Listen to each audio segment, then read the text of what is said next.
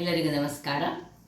ಇವತ್ತಿನ ರೆಸಿಪಿ ಕರಾವಳಿ ಶೈಲಿಯ ಜೀಗುಜ್ಜೆಯನ್ನು ಬಳಸಿ ಮಾಡಿದಂತಹ ಒಂದು ಕಾಯಿ ರಸ. ಈ ಬೋಳು ಹುಳಿ ಸಹ ಮಾಡ್ತಾರೆ, ಇದರಿಂದ ಅದಕ್ಕೆ ಸಾಸಿವೆ ಹಾಕ್ತಾರೆ. ಬಟ್ ಇದು ಖಾಲಿ ಕಾಯಿ ರಸ ಬಹಳ ಟೇಸ್ಟಿಯಾಗಿ ಬರ್ತದೆ, ಆರೋಗ್ಯಕ್ಕೆ ಉತ್ತಮ. ಯಾರಿಗೆ ತುಂಬ ಹೀಟ್ ಆಗಿರ್ತದೆ ಅಂತವರು ಯಾವತ್ತೂ ಕಾಯಿ ರಸ ಮಾಡಿ ಈ ಅನ್ನವನ್ನು ಊಟ ಮಾಡಿದರೆ ಬಹಳ ಉತ್ತಮ. ಹಾಗಾದರೆ ಯಾರೆಲ್ಲ ನನ್ನ ಚಾನಲ್ ನೋಡ್ತಿದ್ದೀರಿ, ಯಾರೆಲ್ಲ ಇನ್ನೂ ಸಬ್ಸ್ಕ್ರೈಬ್ ಮಾಡಿಲ್ಲ, ದಯವಿಟ್ಟು ಸಬ್ಸ್ಕ್ರೈಬ್ ಮಾಡಿ ಸಪೋರ್ಟ್ ಮಾಡಿ ಅಂತ ಹೇಳ್ತಾ ಬನ್ನಿ. ಯಾವ ರೀತಿ ನಾವು ಕರಾವಳಿಗರು ಈ ಒಂದು ಜೀಗುಜ್ಜೆಯನ್ನು ಬಳಸಿ ಸಹ ಒಂದು ಕಾಯಿ ರಸವನ್ನು ಮಾಡ್ತೇವೆ ಅಂತ ನೋಡೋಣ. ನಮಸ್ತೆ ಮಿತ್ರರೇ, ಮೊನ್ನೆ ದೀಗುಜ್ಜೆ ಸುಕ್ಕ ಮಾಡಿದ್ರದ್ದು ಅರ್ಧ ದೊಡ್ಡ ದೀಗುಜ್ಜೆ ಇದ್ದದ್ದು ಇದರದ್ದು ಇವತ್ತು ಕಾಯಿ ಹುಳಿ ಮಾಡೋಣ. ಬಹಳ ರುಚಿಕರವಾಗಿ ಬರುವಂತಹದ್ದು ಮತ್ತು ದೇಹಕ್ಕೆ ತುಂಬ ತಂಪನ್ನು ನೀಡುವಂತಹ ಈ ದೀಗುಜ್ಜೆಯ ಕಾಯಿ ಹುಳಿ. ಮೊದಲಿಗೆ ನಾವೇನು ಮಾಡಬೇಕು ಹೇಳಿದರೆ, ಇದನ್ನು ಕಟ್ ಮಾಡಿಕೊಂಡು ಇದನ್ನು ಸ್ವಲ್ಪ ನೀರಿನಲ್ಲಿ ಹಾಕಿಟ್ಟುಕೊಳ್ಬೇಕಾಗ್ತದೆ. ಸಿಪ್ಪೆ ಸುಲಿದುಕೊಳ್ಳೋಣ. ಸಿಪ್ಪೆ ಸುಲಿದುಕೊಂಡು ಅದರ ಗೂಂಜಿಯನ್ನು ತೆಗೆದುಕೊಳ್ಳೋಣ.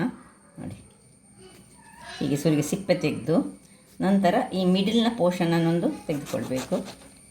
ಸೊ ತೆಗೆದುಕೊಂಡು ಈ ಒಂದು ನೀರಿನಲ್ಲಿ ಹಾಕಿಟ್ಕೊಳ್ತೇನೆ ಎಲ್ಲವನ್ನು. ವೀಕ್ಷಕರೇ, ಇಲ್ಲಿ ನೋಡಿ, ಇಲ್ಲಿ ಎಲ್ಲ ಸಿಪ್ಪೆ ತೆಗೆದು ಇಷ್ಟಿಷ್ಟು ದೊಡ್ಡದಾಗಿ ತುಂಡು ಮಾಡಿಟ್ಕೊಂಡು ಇದಕ್ಕೆ ಸ್ವಲ್ಪ ದೊಡ್ಡ ಹೋಳಾದರೆ ಒಳ್ಳೆಯದಾಗ್ತದೆ. ಇಲ್ಲೀಗ ನಾನು 1 ಲೋಟದಷ್ಟು ನೀರನ್ನು, ಸ್ವಲ್ಪ ಎಷ್ಟು ನಾವು ಬೇಕು ಅಷ್ಟು ನೀರು ಮತ್ತು ಉಪ್ಪನ್ನು ಹಾಕಿ ಇದನ್ನು ಮೊದಲಿಗೆ ಕುದಿಲಿಕ್ಕೆ ಬಿಡೋಣ. ಯಾಕೆ ಹೇಳಿದರೆ, ಈ ಕಾಯಿ ಹುಳಿ ಮಾಡುವಾಗ ಇದು ತುಂಬ ಬೆಂದು ಹೋಗಬಾರ್ದು, ಅದಕ್ಕೋಸ್ಕರ ಉಪ್ಪು ಹಾಕಿ ಒಂದು ಕುದಿ ನೀರು ಬರಲಿ, ಆಮೇಲೆ ಇದನ್ನು ಅದಕ್ಕೆ ಸೇರಿಸ್ಕೊಳ್ಳೋಣ. ವೀಕ್ಷಕರೇ ನೋಡಿ, ಇಲ್ಲಿ ನೀರು ಕುದೀತಾ ಬಂತು. ನೀರು ಕುದ್ದ ಮೇಲೆ ಈ ಹೋಳನ್ನು ಹಾಕಿದರೆ ಇದು ತುಂಬ ಬೆಂದು ನೀರಾಗೋದಿಲ್ಲ. ಸೊ ಇದನ್ನೀಗ ಹಾಕ್ಕೊಂಡು, ಉಪ್ಪು ಸಹ ಮೊದಲೇ ಹಾಕ್ಕೊಂಡಿದ್ದೇವೆ. ಸೊ ಈಗ ಇದಕ್ಕೆ 2 ಮೆಣಸನ್ನು, ಕಾಯಿ ಮೆಣಸು ಕಟ್ ಮಾಡಿಕೊಂಡು ಹಾಕೊಳ್ಳೋಣ. ನೋಡಿ, ಬೇಕಿದ್ರೆ ಇಲ್ಲಿ ಕರಿಬೇವಿನ ಸೊಪ್ಪನ್ನು ಸಹ ಹಾಕ್ಕೊಳ್ಬೋದು. ಸೊ ಇದೀಗ ಇನ್ನು ಒಳ್ಳೆ ಬೇಯಬೇಕು, ಮುಚ್ಚಳವನ್ನು ಮುಚ್ಚಿಕೊಂಡು ಬೇಯಲಿ. ಅಂದರೆ ಅದು ತುಂಬ ಸ್ಮೂತ್ ಅಲ್ಲ, ಅದು ಹುಡಿಯಾಗಿ ಆಗಬಾರ್ದು, ಅದಕ್ಕೋಸ್ಕರ ಕರಗಿ ಹೋಗ್ತದೆ ಇಲ್ಲದೆ. ಅದಕ್ಕೋಸ್ಕರ ಉಪ್ಪು ಹಾಕಿ ಮೊದಲು ಕುದಿಸಿ ಮತ್ತೆ ನಾವು ಬೇಯಿಸ್ಕೊಳ್ಬೇಕು. ಇನ್ನೀಗ ಇಲ್ಲಿ ತೆಂಗಿನ ತುರಿ ಬೇಕು. 1 ತೆಂಗಿನಕಾಯಿಯ 1 ಭಾಗದಷ್ಟು, ಅದು ದೊಡ್ಡ ತೆಂಗಿನಕಾಯಿಯದು 1 ಭಾಗ.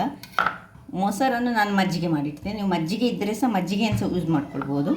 ಸೊ ಈಗ ಬೇರೆ ಏನು ವಸ್ತು ಹಾಕಲಿಕ್ಕಿಲ್ಲ. ಇದಕ್ಕೀಗ ಇದನ್ನು ಮೆಣಸೊಂದನ್ನು ಹಾಕ್ಕೊಂಡು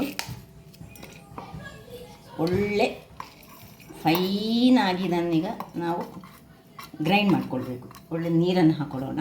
ನೀರನ್ನು ಹಾಕ್ಕೊಂಡು ಇದನ್ನು ಫೈನಾದ ಒಂದು ಮಸಾಲೆಯ ಪೇಸ್ಟ್ ಮಾಡ್ಕೊಂಡು ತರ್ತೇನೆ.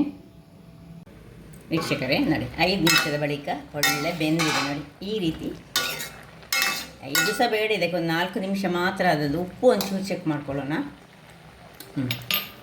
ಇಲ್ಲಿ ಇದನ್ನು ಗ್ರೈಂಡ್ ಮಾಡಿಸ ತಂದೆ ನೋಡಿ, ಒಳ್ಳೆ ಫೈನಾದ ಪೇಸ್ಟ್ ಆಗಿದೆ. ಇದರಲ್ಲಿ ಖಾಲಿ ಇರೋದು ಕಾಯಿ ಮೆಣಸು ಮತ್ತು ತೆಂಗಿನ ತುರಿಯನ್ನು ಪೇಸ್ಟ್ ಮಾಡಿದಂಥದ್ದು. ಇದನ್ನು ಇದಕ್ಕೆ ಶಿಫ್ಟ್ ಮಾಡಿಕೊಳ್ಳೋಣ.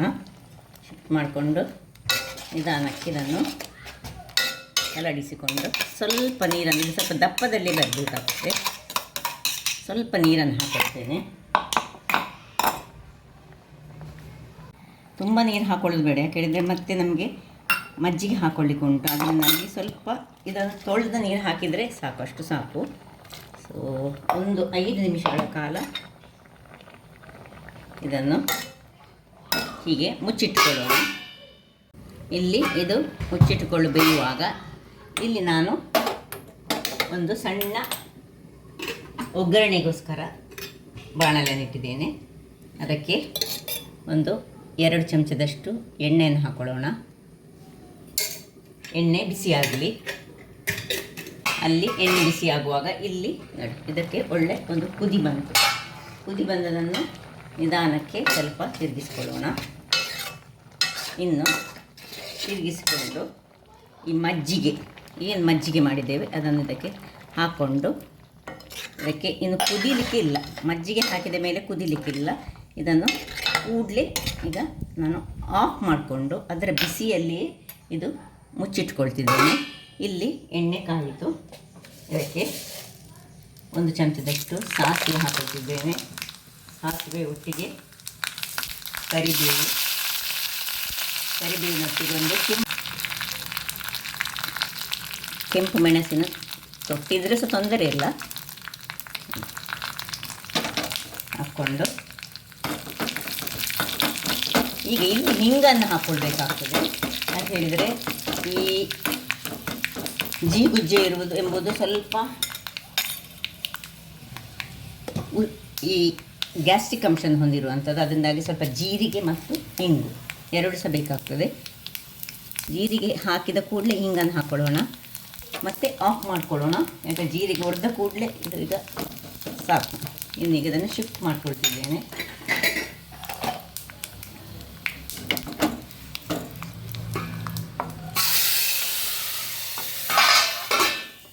ಮುಚ್ಚಿಕೊಂಡು 1 ನಿಮಿಷ ಬಿಡೋಣ.